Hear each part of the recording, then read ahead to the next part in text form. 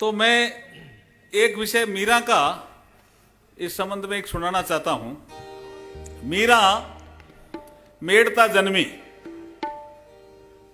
शादी चित्तौड़ की, और हम सब इतिहास में ऐसा पढ़ते हैं कि मीरा के पति ने उसको तंग किया। ऐसा नहीं है। मीरा का पति 1 साल जिंदा रहे, खानवा के युद्ध में उनकी डेथ हो गई। उसके बाद मीरा के पति की डेथ होने के बाद जो उनका देवर राणा बना, उसने जब मीरा को कहा मेरे से शादी करो, यहां झगड़ा शुरू होता है। और जो राणा तंग करता है वो देवर होता है। इतिहास में कई चीजें लिखी कुछ अलग तरह से रहती है, तो उसका संशोधन भी स्वामी जी ऐसा कहते रहते हैं हमें, सुविधानंद जी के संशोधन भी अपने को ही करना, और तो कौन करेगा। तो मीरा जन्मी मेड़ता, शादी की चित्तौड़, गुरु करने के लिए चली गई बनारस। वहां रविदास जी को गुरु करती है और साधना के लिए आ गई कहां पे, वृंदावन। यहां मीरा सोशल रिफॉर्मर हो जाती है। थोड़े समय के लिए मीरा को कहा गया कि आप इस मंदिर में प्रवेश नहीं कर सकते, यहां पुरुषों को ही अधिकार है प्रवेश का। तो मीरा कहती है किसने ये नियम बनाए। जैसे स्वामी दयानंद सरस्वती जी तर्क करते थे, ये नियम किसने बनाए, ऐसे ही मीरा ने वृंदावन में सोशल रिफॉर्मर के नाते पूछा ये नियम किसने बनाए। तो बताए जीव गोस्वामी हैं, उन्होंने बनाए। तो मीरा जीव गोस्वामी के पास चली जाती है और बोला क्या नियम बनाए आपने, पुरुषों के लिए ही प्रवेश है इस पर्टिकुलर मंदिर में। तो बोला हाँ ऐसा किया। तो मैंने तो स्वामी जी ये सुना था कि यहां तो एक ही पुरुष है, कोई और भी पुरुष है क्या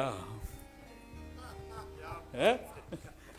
तो निरुत्तर हो गए स्वामी जी और प्रवेश खुल गया मीरा के लिए। तो यहां मीरा सोशल रिफॉर्मर होती है और मीरा विलीन होने के लिए, भगवान कृष्ण में विलीन होने के लिए द्वारका जाती है। ये मीरा का राष्ट्रीय चरित्र है। लेकिन एक भजन मीरा का अमर हो गया, उसको लता मंगेशकर ने भी गाया, उसको और लोगों ने भी गाया, अलग अलग रूप में गाया, अलग अलग ढंग से गाया। वो क्यों फेमस हुआ?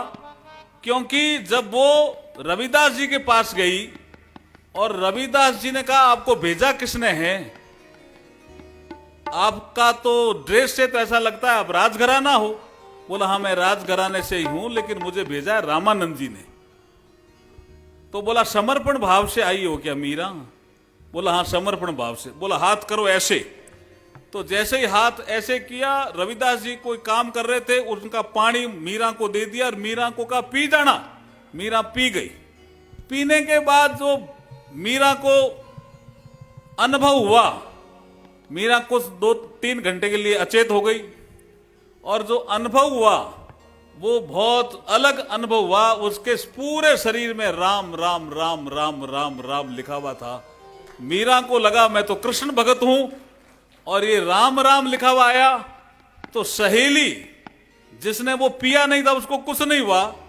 सहेली ने पूछा तुम अचेत भी हो गई और अब तुम ऐसे नाच रही हो, हुआ क्या कि मुझे मिल गया? तो ये भजन, मीरा स्वतः कवित्री थी। मीरा का ये भजन अपने गुरु के सामने गाया हुआ भजन है, इसलिए वो अमर है। और उसको अमर होना इसलिए पड़ेगा कि इस भजन के माध्यम से मीरा ये कहती है कि साधना के शिखर पर जब आप पहुंचते हो तो राम और कृष्ण में भेद समाप्त हो जाते हैं। ये मीरा का भजन है।